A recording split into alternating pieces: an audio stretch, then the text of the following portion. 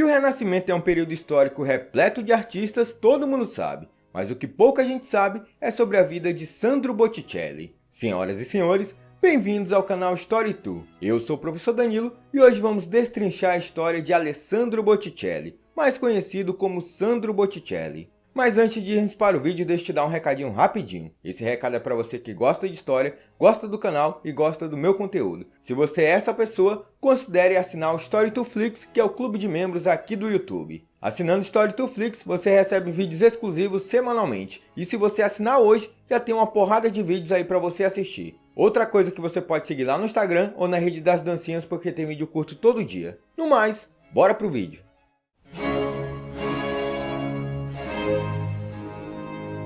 Sandro Botticelli é um pintor conhecido mundialmente por praticamente duas obras, O Nascimento de Vênus e A Primavera. Pintura nas quais, desde a antiguidade, a deusa do amor ganhou lugar de destaque que era reservado somente à Virgem Maria. Se Botticelli vivesse nos dias atuais, ele não acreditaria na sua fama. Em sua maioria, o artista pintou dezenas de Madonas com a criança no colo. Já as pinturas mitológicas não passam de meia dúzia, e ironicamente, ele ficou famoso por conta delas.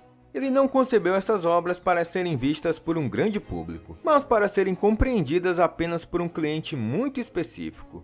E, se tudo isso não bastasse, devemos levar em conta que nos seus últimos anos de vida, o artista abominava esses painéis e telas pagãs. Um paradoxo que não poderia surpreender. Botticelli foi um homem extremamente complexo num lugar e numa época em que tudo acontecia muito rapidamente. Seus últimos anos foram uma verdadeira gangorra, tendo a ascensão e queda dos Médici, a explosão do humanismo, a invasão de Carlos VIII da França, o surgimento de Girolamo Savonarola e o pêndulo da política e da cultura oscilando em um ritmo vertiginoso. Digamos que essas mudanças foram demais para ele. Mas faremos igual Jack o Estripador, vamos por partes. Alessandro di Mariano Filippetti, mais conhecido como Botticelli, nasceu em 1º de março de 1445. Há poucas informações sobre a sua vida, e a maioria delas os historiadores coletam do Léo Dias da Renascença, ele mesmo, Giorgio Vasari. Vasari descreveu Botticelli como atormentado e inseguro. Quando Botticelli nasceu, seu pai tinha 50 anos e sua mãe 40. Sua saúde sempre foi fraca. Dizia-se que Sandro é lindo, mas muito doente. E os médicos atribuíram isso à sua condição de início tardio, algo que ele poderia não lutar contra. O jovem Alessandro também teve que enfrentar a sombra de seus 3 irmãos mais velhos, todos homens de sucesso em suas profissões. Um banqueiro, outro ourives e o terceiro comerciante têxtil. Assim, ele decidiu ser pintor e seu pai conseguiu-lhe um cargo na oficina do irmão Filippo Lippi, de onde passou para a do escultor Andrea del Verrocchio. Aos 25 anos, Botticelli estabeleceu-se por conta própria e dedicou-se à pintura de afrescos para capelas, pinturas devocionais típicas da época e alguns retratos da elite florentina. O Renascimento já estava em curso, mas na esteira de Giotto e Masaccio, os artistas pretendiam alcançar o maior realismo possível. Isso sem abandonar o tema sagrado. Para que a mitologia pagã entrasse definitivamente no mundo pictórico, um artista precisava estar no lugar certo e com um patrono também certo. Esse artista era Botticelli, o local era a corte dos Médici, já o empregador não é exatamente conhecido.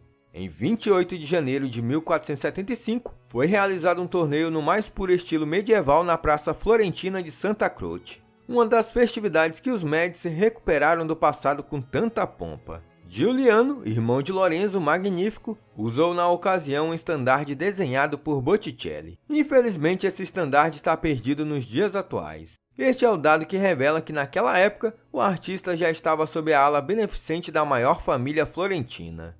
Em 1481, sua carreira já estava bem encaminhada. Em um dos breves períodos em que Florença teve uma boa relação com o papado, ele e uma ruma de artistas florentinos foram encaminhados para Roma. Eles tinham a missão de pintar as paredes de uma capela papal que mais tarde ficou conhecida como a Capela Sistina. Botticelli era um desses artistas e do outro lado estava seu grande rival, Domenico Ghirlandaio. Não se sabe se foi pouco antes ou logo depois da partida para Roma. O fato é que nessa época, Botticelli recebeu uma série de encomendas privadas que hoje são consideradas ícones universais do Quattrocento. Além disso, são símbolos da alma do Renascimento mais puro e talvez um tanto ingênuas, sem o aspecto científico de um Leonardo ou a obsessão anatômica de um Michelangelo. Acredita-se que 3 dessas obras tenham sido encomendadas pelos Médici: Primavera, O Nascimento de Vênus e Palas e o Centauro. Uma quarta obra, Vênus e Marte, pode ter sido encomendada por outra família ilustre de Florença, os Vespúcio. E detalhe, esses Vespúcio aí é daquele cara lá, o Américo Vespúcio, que veio para a América e acabou dando o nome do continente de América. Ele também tinha um primo que era casado com Simonetta Vespúcio, que era a grande musa do Renascimento e a maior paixão da vida de Botticelli. Botticelli era tão apaixonado por ela que acabou utilizando Simonetta como uma das inspirações para pintar o Nascimento de Vênus. Além disso, ela morreu muito jovem e ele pediu que quando ele morresse, fosse enterrado ao lado dela. E o pedido dele foi atendido, e detalhe que ela era casada quando ele era gamado por ela. Mas se você quiser saber mais detalhes sobre Simonetta Vespúcio, assina o Story2Flix, que tem um vídeo exclusivo só sobre ela. O ambiente em que Botticelli vivia foram determinantes para que ele concebesse essas obras. Sob a proteção de Lorenzo o Magnífico, ele reunia-se quase diariamente em cenáculo de intelectuais que tinham em comum a paixão pelo conhecimento clássico. Filósofos neoplatônicos como Marsilio Ficino ou Pico della Mirandola e poetas como Angelo Poliziano foram, sem dúvida, aqueles que transmitiram a Botticelli fragmentos da cultura clássica, que ele posteriormente utilizaria em suas obras. Foram obras que derivaram da peculiar visão mitológica e filosófica que aquela elite construiu em suas palestras. Algumas pinturas que atualmente são uma verdadeira dor de cabeça para os pesquisadores. O artista não capturou os mitos como Hesíodo ou Ovídio os escreveram, mas sim removeu ou acrescentou personagens, misturou algumas passagens com outras e acrescentou alguns toques da Florença do momento. Foram, em suma, obras que derivaram diretamente da peculiar visão mitológica e filosófica que aquela elite construiu em suas palestras. E somente para esses olhos iniciados, as maravilhas que Botticelli pintou eram compreensíveis.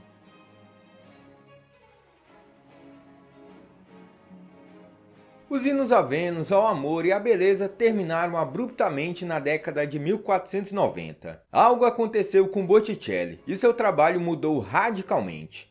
Ele passou a abordar temas religiosos e sombrios quase com a aura medieval. Para Vasari, a resposta era bem simples. O artista inconstante acabou deixando de lado o humanismo e acabou se tornando um chorão. Ele se tornou um seguidor de Girolamo Savonarola. Resumindo, ele se tornou um Savonarolamínio. Com os Médicis caídos em desgraça, este Savonarola, um frade dominicano, irrompeu em Florença com as suas palavras contra a corrupção da espiritualidade. Entre 1494 e 1498, ele foi o homem mais poderoso da cidade, e na quinta-feira de 1497, acendeu a sua famosa Fogueira das Vaidades, na qual ele queimava joias, maquiagens e obras de arte consideradas lascivas. As Vênus de Botticelli, provavelmente por estarem localizadas em vilas no campo, foram salvas do incêndio. Segundo Vasari, a passagem de Savonarola pela vida de Botticelli foi devastadora.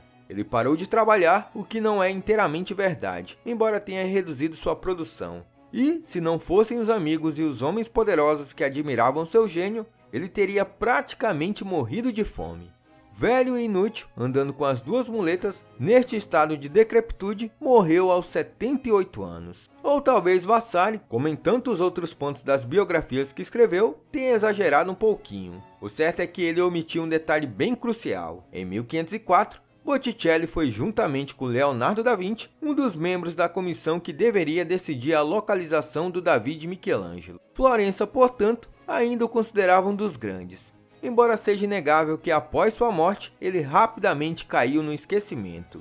Suas obras da Era de Ouro da época dos Médici, as composições mitológicas, acabaram ficando de fora da lista de obras que valem a pena no Renascimento. Isso porque Botticelli não era muito ligado na perspectiva, a anatomia ele também não mandava muito bem, e muito menos na geometria. Por exemplo, nós temos a deusa do Nascimento de Vênus. Reparem que ela tem um pescoço muito alongado, parece o pescoço do Cristiano Ronaldo. Outra coisa é o braço dela, que é muito alongado, e os seios não são assimétricos. Essa beleza durante o Renascimento, principalmente após Leonardo da Vinci e Michelangelo, passou a não ser mais admirada. Ela só voltou a ser admirada durante o século XIX, meio que naquela pegada corpos reais existem. Naquela época, começou a ser apreciado o universo pessoal de Botticelli. Ele não pintava corpos exatos porque o homem nunca poderá aprender totalmente a perfeição do homem. As linhas e a geometria eram os únicos instrumentos que considerava ao alcance de um pintor mortal.